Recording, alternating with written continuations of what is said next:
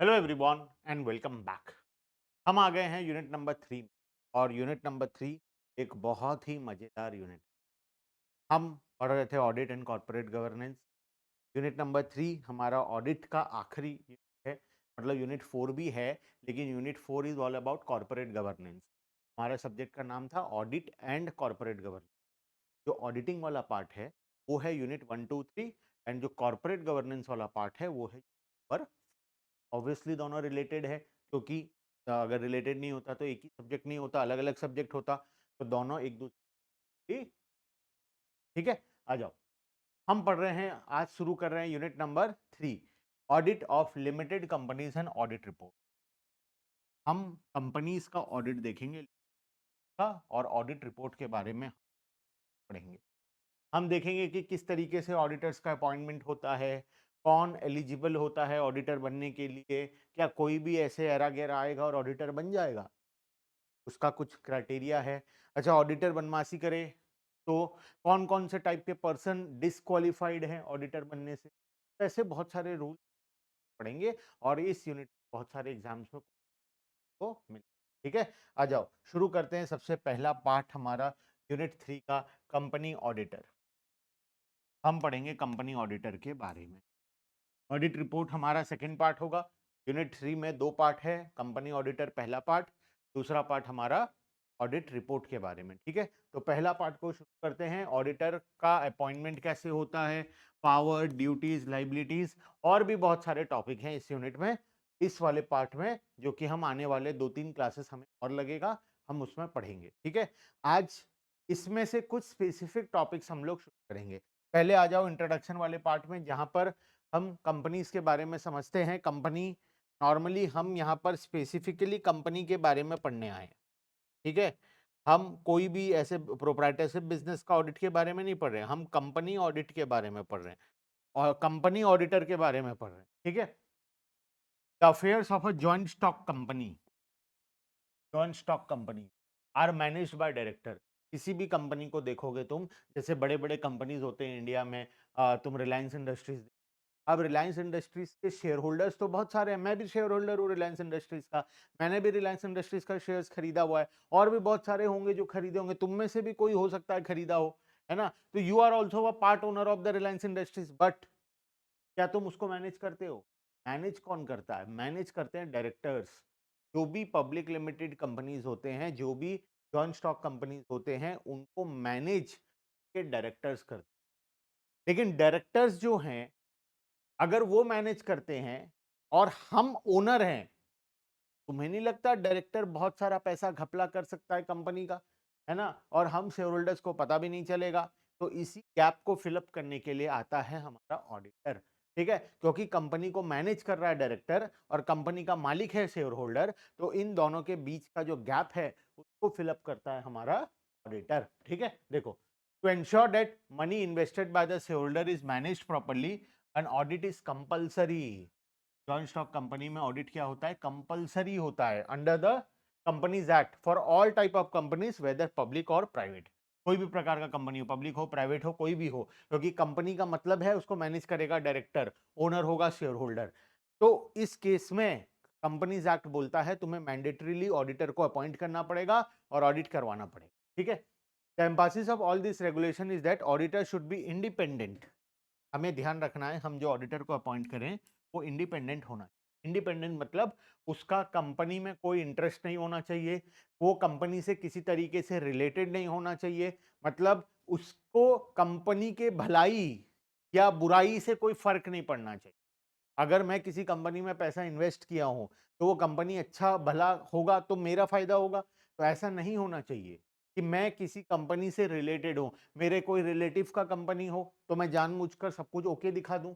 तो कोई प्रकार से हम रिलेटेड नहीं होने चाहिए, हम इंडिपेंडेंट होने।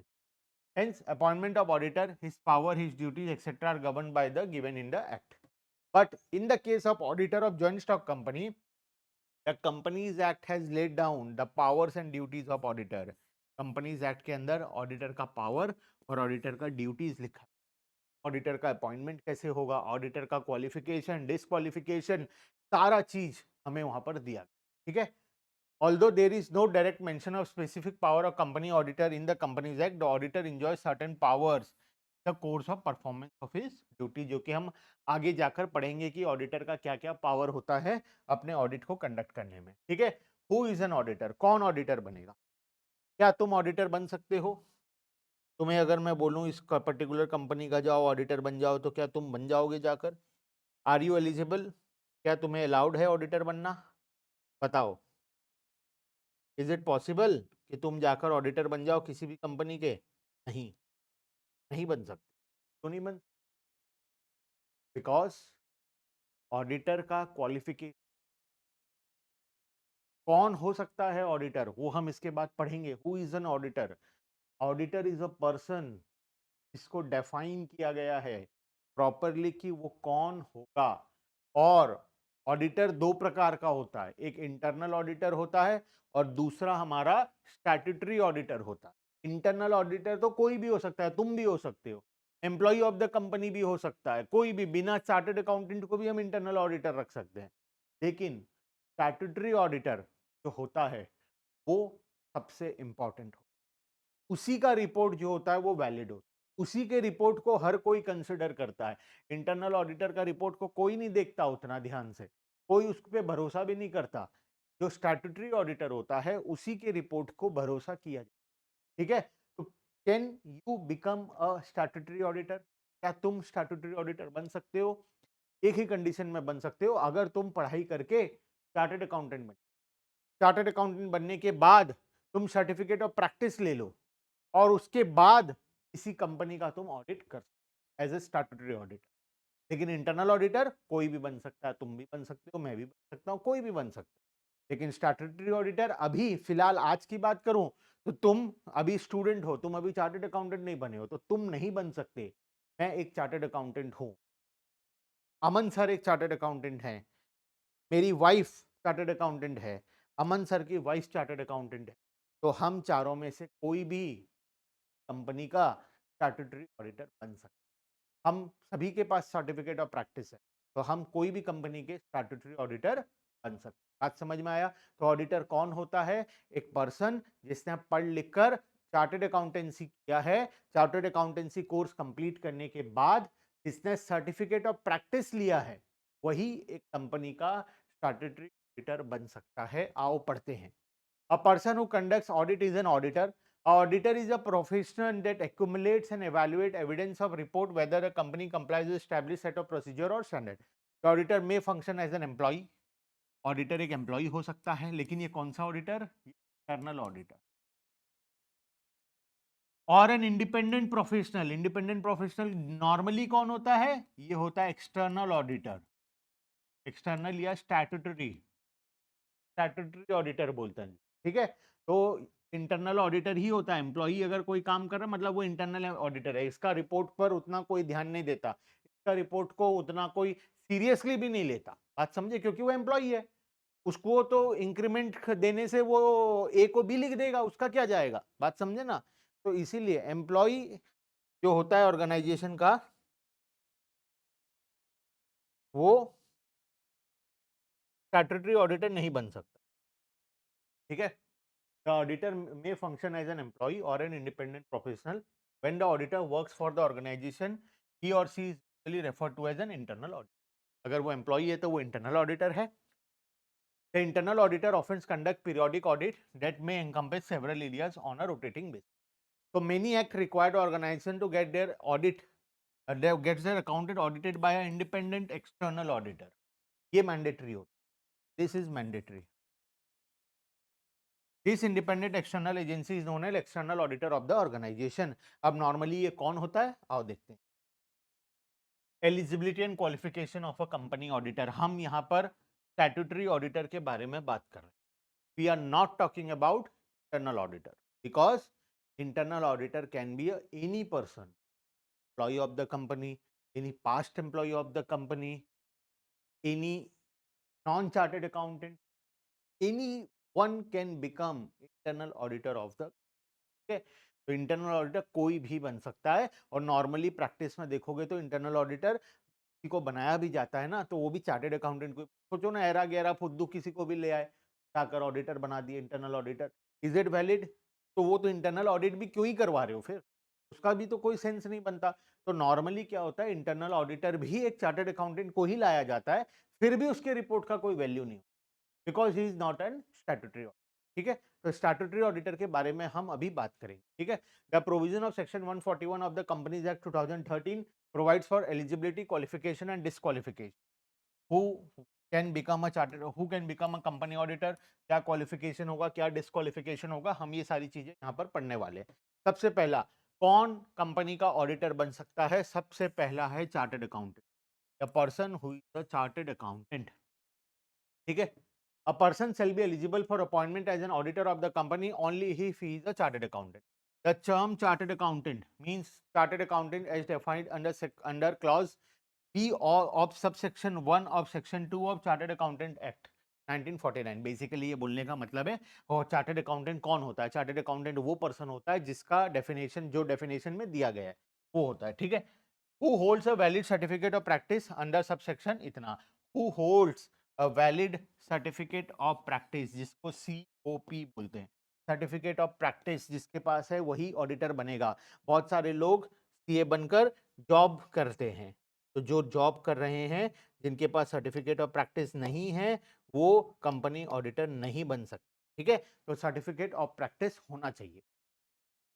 This means chartered accountant holding certificate of practice can only be appointed as an auditor of a company. In other words, the auditor must be member of ICI and he should also hold a valid COP. उसके पास valid COP। ठीक है, चलो next कौन बन सकता है? A firm of chartered accountant. Sir ये क्या बात हुआ? चार्टर्ड अकाउंटेंट कौन है और फर्म ऑफ चार्टर्ड अकाउंटेंट? मैं अकेला चार्टर्ड अकाउंटेंट, मैं एक अकेला पर्सन चार्टर्ड अकाउंटेंट। हमने क्या किया, जैसे हम घर में 4-5 चार्टर्ड अकाउंटेंट हैं, 4 हैं मान लो, हम 4 चार्टर्ड अकाउंटेंट हैं, हम चारों ने मिलकर एक ऑफिस खोला। सब अलग-अलग क्यों खोलें भाई, एक ही घर में जब पैसा आना है, एक ही घर में सब होना है तो एक ऑफिस खोल लेते हैं। हम चारों ने मिलकर एक पार्टनरशिप फर्म बनाया, जिसमें हम चारों पार्टनर्स हैं और हम चारों ने मिलकर एक फर्म ऑफ चार्टर्ड अकाउंटेंट बना दी। बात समझ में आया? हमने एक ऑफिस खोला। अब मैं इंडिविजुअल पर्सन तो एज़ एन ऑडिटर अपॉइंट हो ही सकता हूँ कंपनी में, लेकिन कंपनी मुझे इंडिविजुअल को ना अपॉइंट करके मेरे फर्म को अपॉइंट कर दी, मतलब हम चारों ऑडिटर बन गए। बात समझा? हम चारों ऑडिटर बन गए। तो नॉर्मली क्या होता है प्रैक्टिस में, रियलिटी में, ये जो फर्म ऑफ चार्टर्ड अकाउंटेंट्स हैं इन्हीं को नॉर्मली बनाया जाता है, इन्हीं को नॉर्मली चार्टर्ड अकाउंटेंसी फर्म को अपॉइंट किया जाता है एज एन ऑडिटर। ठीक है, तो हमारे फर्म जहां पर हम 4 लोग हैं, हम 4 मतलब साथ में एम्प्लॉइज हैं, हम 4 पार्टनर्स हैं जो चारों चार्टर्ड अकाउंटेंट है, हमको एज अ फर्म हमें अपॉइंट कर दिया गया।